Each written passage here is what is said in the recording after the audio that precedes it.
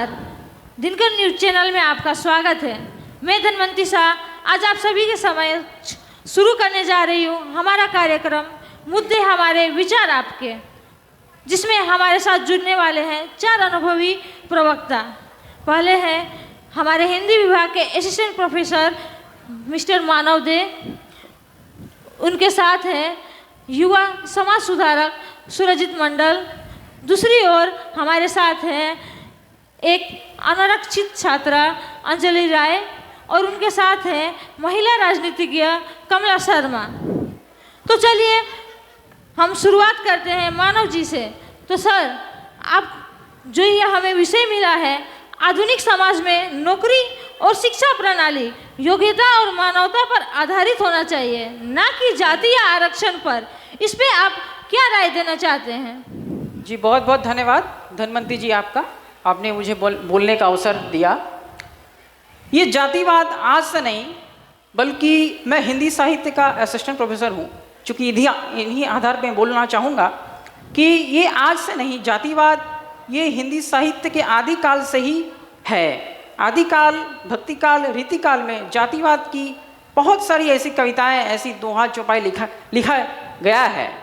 और नवजागरण काल यानी आधुनिक काल तक आते आते सन 1850 में भारतेंदु युगीन के दौर से ये एक नई चेतना, एक नई भावना लोगों में दिखाई दिया भारतेंदु हरिश्चंद्र जी के कारण, क्योंकि उनका ये नवीन चेतना लोगों को सजग और शिक्षा प्रदान करना था। क्योंकि ये जातिवाद की प्रथा पहले से कविताएं या फिर जो वाचन है पहले से लिखा जा रहा था। तो यही एक मतलब मेरी। अच्छा मानव जी, हम आप पे आते हैं। कमला जी, हम अपने मुद्दे पर आते हैं। तो समाज में हमें एक योग्यशील व्यक्ति की ज़रूरत होती है, ना कि हम अपने जाति, वर्ग, वर्ण विशेष पर अपनी योग्यता का आकलन करें। हमें चाहिए कि हम योग्यशील बने। समाज में कई ऐसी जातियाँ, ऐसे वर्ण के बच्चे भी आते हैं जो अपने योग्यता होने के बावजूद भी वो अपने लक्ष्य पर प्राप्त नहीं कर सकते।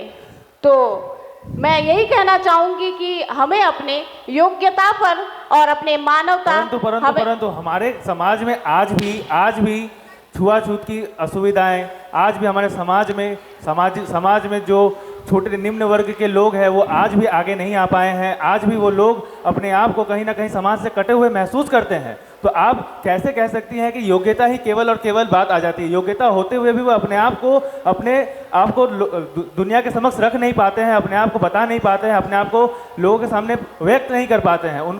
उनको वो अपॉर्चुनिटी ही नहीं मिलती कि वो कैसे सामने आए। तो आप क्या कहेंगे इसमें? जी बिल्कुल, इसीलिए तो मैं कह रही हूँ कि लोग आरक्षण पर जाते हैं, किंतु हमें सहृदय होने की आवश्यकता है।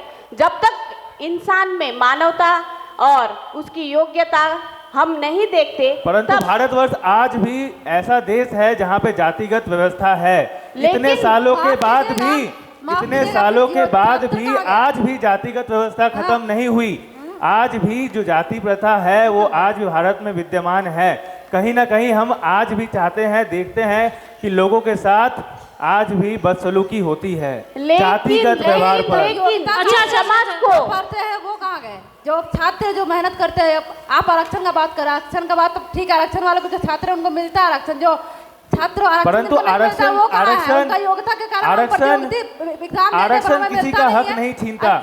आरक्षण किसी का हक नहीं छीनता। आरक्षण उन लोगों को सामाजिक एवं आर्थिक रूप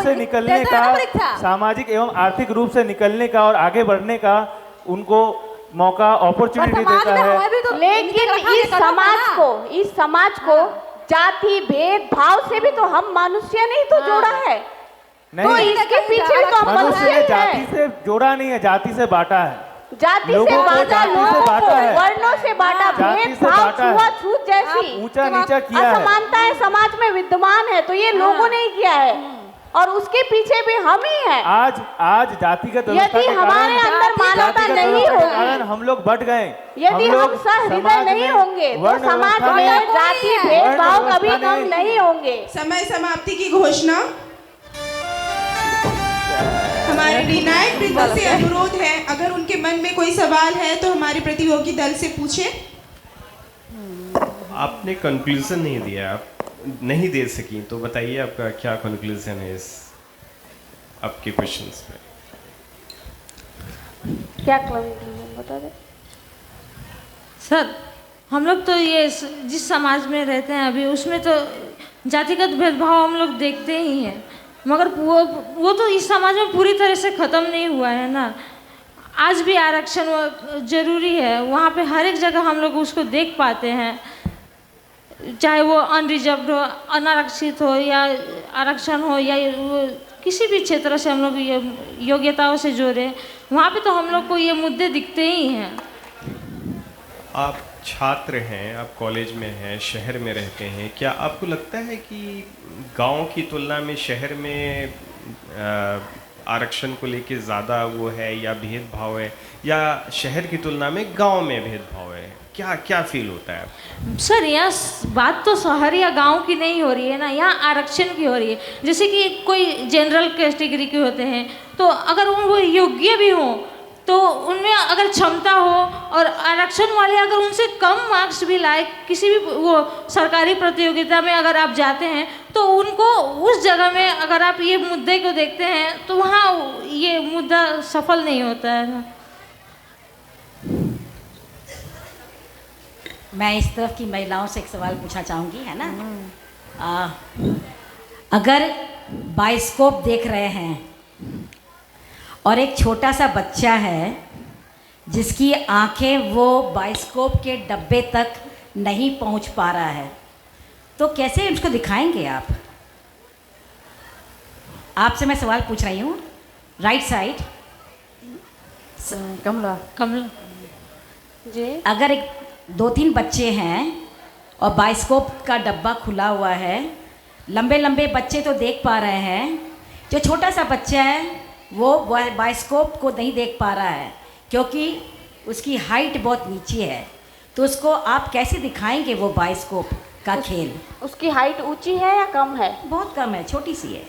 तो मैम उसके लिए भी कोई ना कोई व्यवस्था तो की जा सकती है। डब्बा रख देंगे नीचे में, या जी, कुछ भी करके उसको बाइस्कोप तो दिखाना पड़ेगा। हाँ, तो इसको कहते हैं कि अपने बराबर लाने के लिए जिसके पास क्षमता नहीं है उसे थोड़ा सा अपॉर्चुनिटी ज़्यादा दे करके अपने बराबर लाना। जी, बस। Thank Take you. care. धन्यवाद मैम।